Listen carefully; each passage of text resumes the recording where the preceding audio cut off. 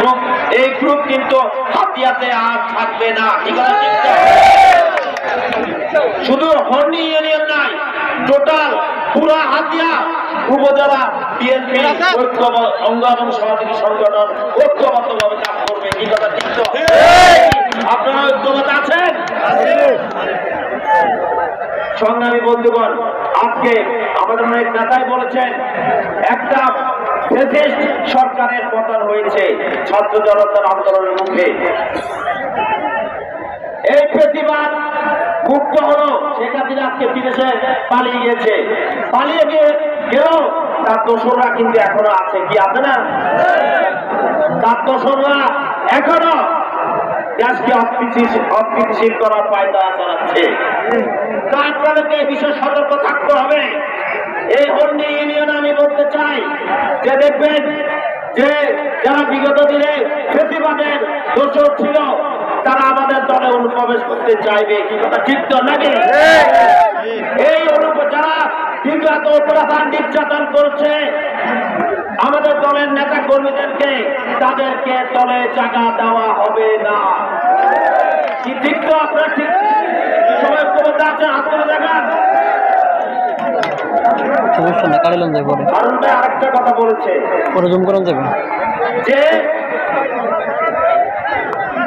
আমাদের বিএনপির ভারপ্রাপ্ত চেয়ারম্যান তারেক রহমানের একটা সুস্পষ্ট নির্দেশনা আছে।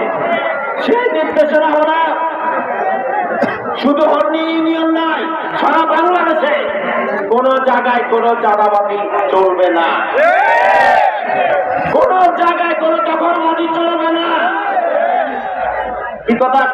আমাদের এখানে যদি কেউ ধরনের আমাদের দলেরও যদি দুই একজন কেউ যদি এই চাঁদাবাজি দখলবাজি অপকর্মে লিপ্ত থাকে তাদের বিরুদ্ধে কঠোর সাংগঠনিক ব্যবস্থা নেওয়া হবে। আর প্রশাসনের কাছে এখানে পুলিশ প্রশাসন আছে, পুলিশ প্রশাসনের অনেকে, আমি পুলিশ প্রশাসনকে বলতে চাই বিগত ফ্যাসিবাদ সরকারের যে দোষররা আছে যারা অপকর্ম করেছে তাদেরকে আইনের আওতায় আনতে হবে, তাদেরকে গ্রেফতার করতে হবে। সংগ্রামী বন্ধুগণ, আজকে এই অন্তর্বর্তীকালীন সরকার কাছে আমাদের একটা দাবি, সে দাবি হলো আজকে সামনে একটা জাতীয় সংসদ নির্বাচন দেওয়ার জন্য আমাদের দাবি।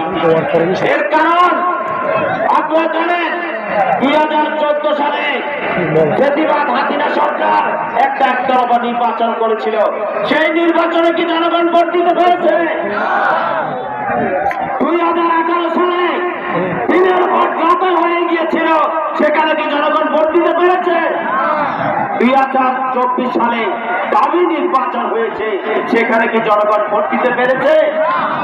তাই আমাদের সুস্পষ্ট এই অন্তর্বর্তীকালীন সরকারের কাছে আমাদের আহ্বান, আমরা তো অন্তর্বর্তীকালীন সরকারকে সহযোগিতা করছি।